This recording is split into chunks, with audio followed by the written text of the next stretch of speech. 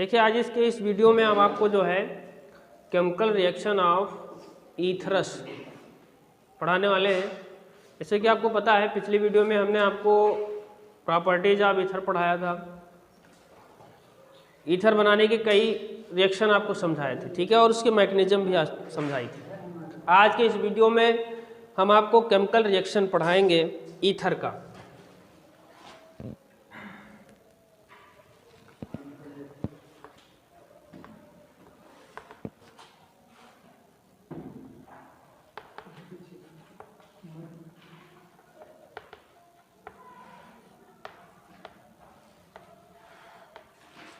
Chemical reaction of ether, इसमें दो condition हो सकती हैं। पहली कंडीशन ये है कि आप ईथर लेंगे। हमने बताया था ईथर दो तरीके से होता है, एक सिमेट्रिकल होता है या नॉन सिमेट्रिकल होता है ना। तो पहली कंडीशन कि ईथर जो होगा वो या तो सिमेट्रिकल होगा या फिर अनसिमेट्रिकल होगा। दूसरा पॉइंट इसमें बनेगा कार्बन और ऑक्सीजन के मध्य, क्या बनेगा, कार्बन और ऑक्सीजन के मध्य जो बांड होगा वो क्लीवेज होगा। ठीक है, क्लीवेज का मतलब होता टूटेगा। कार्बन और ऑक्सीजन के मध्य बांड को आपको तोड़ना है, ठीक है, और उसमें इंटर करवाना है। जब आप कार्बन और ऑक्सीजन के बांड को तोड़ेंगे तो उसमें कोई एल्किल हाइलाइड ग्रुप, तीसरे पॉइंट में इसमें क्या होगा कि कोई एनीवन एल्किल हाइलाइड, ठीक है, ग्रुप ऐड करेंगे। ठीक है, एल्किल हाइलाइड समझते हैं आप, ऐड करके जो है कार्बन और ऑक्सीजन के मध्य बांड को क्लीवेज करेंगे। ठीक है, चलिए स्टार्ट करते हैं। आप क्या हो कि आपके पास ईथर हो, ठीक है, दोनों समान होगा। आप अभी हमने बताया कि इसमें क्या होगा, जब कार्बन और ऑक्सीजन के मध्य बांड का क्लीवेज होगा तो कोई एनीवन एल्किल हाइलाइड जो है उससे क्रिया करेगा, जुड़ेगा। तो जैसे प्लस HX होगा, होगा नहीं होगा, या इसको हम समझाने के लिए क्या करेंगे, इसको थोड़ा दूसरे तरीके से लिख लेते हैं कि यहाँ पर X और H, ठीक, इसके मध्य बांड का क्लीवेज कराते हैं, उसको तोड़ते हैं, तो क्या बनता है, RH बनता है। क्या बनता है भाई, देखो RH हो जाएगा, इसके मध्य बांड टूटेगा, है ना, तो ये क्या, ये RH हो जाएगा नहीं हो जाएगा। अब इसको हम H मान लें तो क्या बन जाएगा बेटा, H2O बन जाएगा नहीं बन जाएगा, हैं? अब मान लीजिए या ROH बन जाएगा, सॉरी, इसमें ROH यही तो होगा। अब देखो ROH, देखो ये कहने मतलब ये वाला बांड टूटा ना, इसके मध्य वाला बांड टूटा तो RX बना, ROH बना, बना नहीं बना, कोई दिक्कत, किसी की दिक्कत नहीं होगी ना। अब देखो ROH फिर लोगे बेटा, ROH, ठीक है, इसी क्रिया फिर आपको किसी एल्किल हैलाइड से करवानी है। इसको हम समझाने के लिए इधर लिख देते हैं, किसी को कोई दिक्कत। अब देखो हमने क्या बताया कि ये वाला बांड आपको क्लीवेज करना है, ये वाला बांड तोड़ोगे ना तो क्या यहाँ पर माइनस हो जाएगा R, या बनेगा RH। अब देखो ये किया चाहिए, ये किया चाहिए H2, है ना, तो यहाँ क्या बन जाएगा आपका H2O। तो कार्बन और ऑक्सीजन, ये कार्बन था ना भाई, कोई एल्काइल ग्रुप R से जुड़ सकता है ना। कार्बन और ऑक्सीजन बांड को क्लीवेज करने के लिए एनीवन क्लीवेज बांड, यानी कि कोई एल्काइल हैलाइड ग्रुप लगा करके उसके मध्य स्थापित बांड को आसानी से तोड़ सकते हैं और जल का निर्माण। बात समझ में आ गई?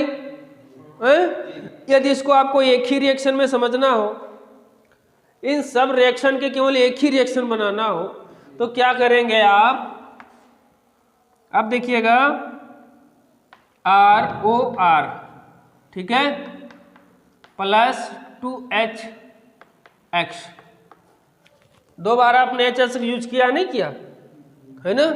फर्स्ट सेकंड 2 बार किया है, तो दोनों बार यूज करोगे तो क्या बनेगा? H2O बनेगा। आपने H2O बनाया था नहीं बनाया था? और 2RX बनेगा। क्या बनेगा? 2RX बनेगा। बनेगा नहीं बनेगा? यहाँ पर 2RX का निर्माण होगा। तो आप इसको एक ही रिएक्शन में समझ सकते हैं, और यदि चाहें तो आप इसके माध्यम से भी समझ सकते हैं। किसी को कोई दिक्कत? आप इसका स्क्रीनशॉट ले लो। हो गया? चलिए अगला पॉइंट देखना है आपको। ये चीज समझ में आ गई होगी कि कार्बन और ऑक्सीजन के मध्य स्थापित बांड को किसी एल्किल हाइलाइड के द्वारा विस्थापित करा के बांड का क्लीवेज किया जा सकता है। अब देखिएगा, मान लीजिए आपके पास क्या हो? एनिसॉल हो। क्या हो? एनिसॉल। एनिसॉल समझते हैं?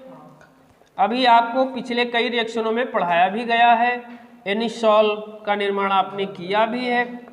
एनिसॉल में क्या होता है? ऑक्सीजन से एक CH3 समूह जुड़ा होता है, और इसके पास क्या होते हैं? डोनर इलेक्ट्रॉन होते हैं। होते हैं नहीं होते? इस डोनर इलेक्ट्रॉन की क्रिया जब किसी एल्किल हाइलाइड के साथ करा दो, हमने अभी बताया ऑक्सीजन और कार्बन के मध्य बांड को क्लीवेज करने के लिए HX किसी एल्किल हाइलाइड की आवश्यकता पड़ती है। तो देखो बहुत आसानी से इसको हम तोड़ सकते हैं, है ना? यहाँ क्या होता है? ये प्लस होता है, ये माइनस होता है। होता है नहीं होता? यहाँ देखो ये क्या करेगा? इससे इलेक्ट्रॉन डोनेट करेगा, और इसके पास माइनस है तो इसके पास प्लस होगा, ये इससे एक्ट होगा। क्या बन जाएगा? CH3X हो जाएगा, मेथिल हाइलाइड बन जाएगा। और ये यक्ष क्या करेगा? O के पास इलेक्ट्रॉन है, इसको डोनेट किया, इसका इलेक्ट्रॉन इस विन्यास खत्म हो गया, यक्ष इससे जुड़ जाएगा। अगला प्रोडक्ट आपका क्या बन जाएगा बेटा? फिनाल बन जाएगा। बात समझ में आ रही है? हैं? बहुत आसानी से आप फिनाल बना सकते हैं। बना सकते हैं नहीं बना सकते भाई? बहुत आसानी है। एनिसॉल से बहुत एल्किल हाइलाइड के द्वारा तुरंत रिएक्शन करा के आप जो है फिनाल का निर्माण कर सकते हैं, बहुत आसानी से। ठीक है, ज्यादा आपको मेहनत करने की जरूरत नहीं है, है ना? और यह परीक्षा में पूछा भी जाता है कि एनिसॉल के द्वारा डायरेक्ट फिनाल बनाने का तरीका बताओ, तो आप एनिसॉल की क्रिया आप किसी एल्किल हाइलाइड से करवा दो। क्लोरीन से भी करवा सकते हो, HCl से भी करा दोगे तब भी बन जाएगा। कोई भी एल्किल हाइलाइड होगा। तो ये बात समझ में आ गई। अब देखो इसकी मैकेनिज्म देखिएगा। थोड़ा हम एक चीज और बताना चाहेंगे यहाँ पर कि रिएक्टिविटी ऑफ ऑर्डर HX की, यानी कि एल्किल हाइलाइड की रिएक्टिविटी सबसे ज़्यादा किसकी होती है और सबसे कम किसकी होती है। यहाँ से भी एक क्वेश्चन JEE एडवांस में पूछा जाता है। रिएक्टिविटी ऑफ ऑर्डर जैसे जानिएगा, रिएक्टिविटी ऑर्डर, रिएक्टिविटी किसकी ज़्यादा होती है? तो सबसे ज़्यादा किसकी होती है? HI की। इसके बाद किसकी होती है बेटा? HBr की। समझ में आ रहा? सबसे ज़्यादा रिएक्टिविटी किसकी होगी? HI की होगी। इसके बाद HBr की होगी। इसके बाद HCl की होगी।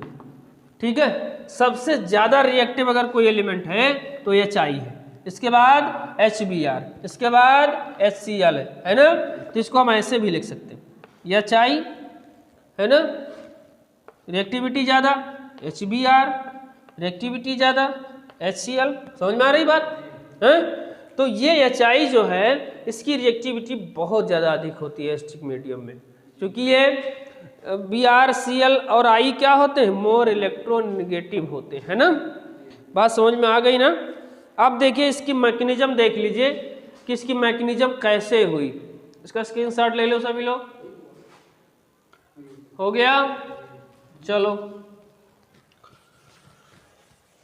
तो एनिसॉल की सहायता से आप फिनाल बनाने का तरीका आपको पता चल गया। रिएक्टिविटी किसकी अधिक होती है ये भी आपको पता चल गया। मैकेनिज्म देखना है, ठीक है? मैकेनिज्म देखिए कि किस मैकेनिज्म में जानेंगे किसके माध्यम से कौन सा इलेक्ट्रॉन किसका डोनर है ना। तो आप यहाँ हेडिंग डालिएगा मैकेनिज्म, ठीक है, क्या लेंगे आप, हमने बताया था ईथर दो तरीके से होते हैं, या तो सिमेट्रिकल होगा या तो अनसिमेट्रिकल होगा, है ना।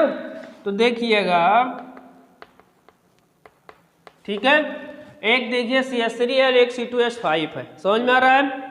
और इस ऑक्सीजन के पास क्या होता है बेटा, इलेक्ट्रॉन, डोनर किसी को इलेक्ट्रॉन देगा, है ना। हमने अभी बताया कि HI की रिएक्टिविटी सबसे ज्यादा होती है, तो हम क्या लगाओगे, HI, क्या लगाओगे, HI, लगाओगे। अब लगाओगे जब HI, तो भाई देखो I पे क्या होता है माइनस, H पे क्या होता है प्लस। अब I क्या करेगा, अपने इलेक्ट्रॉन लेकर के भागेगा, क्योंकि ऑक्सीजन O को सपोर्ट कर रहा है। बात समझ में आ रही है।